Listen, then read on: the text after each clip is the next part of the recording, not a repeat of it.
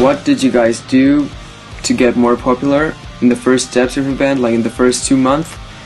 The first month we were a band, we didn't really give a shit if anyone listened to us because we weren't really going to be a band. It wasn't planned to continue to play music. But when we decided we did want to, the thing to do for us was we booked our own shows at some VFW halls or some American Legions or YMCAs around our area.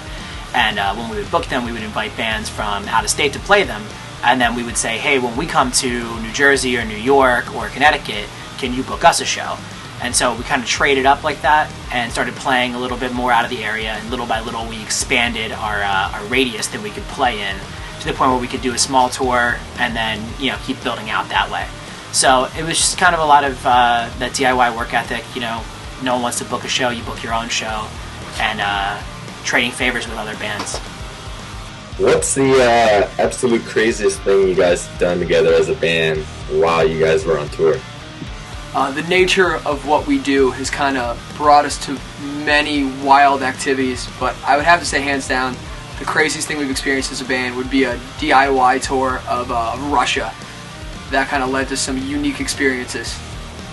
Have you ever thought about planning a tour in Europe, because there are a lot of fans that listen to One of Years besides UK and the United States?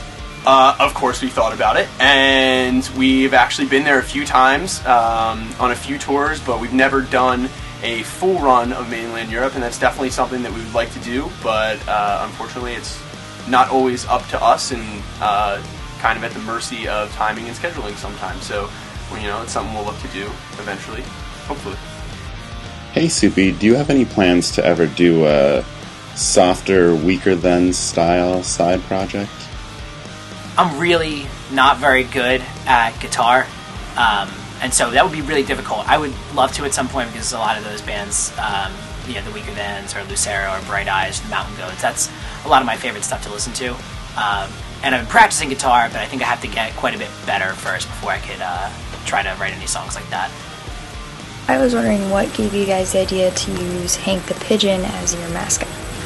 Alright, we use the pigeon as a logo because pigeons generally survive no matter where they are and no matter if people want them there or not. So we kind of made it like a motivation for us to just kind of keep pushing forward and to keep doing well and keep putting out music, even if nobody wanted to book us shows or whatever. So we were pigeon-esque, and Hank became a mascot. We just thought it would be really cool to capture an 8-foot bluebird from the wild and bring it here and let everyone take pictures with it and to hang out with us. The gobbledygooker versus Hank the Pigeon in a steel cage. Who would win? Gobbledygooker. Newly hatched, has his whole life in front of him. Hank. Old and jaded by a lifetime on the mean streets of Philadelphia. I'm going with Hank on this one. If you guys had to choose one thing to eat for the rest of your life, what would you eat and why? Right now, my current love affair is with Domino's stuffed cheesy bread. It's great. And awful, but it's great.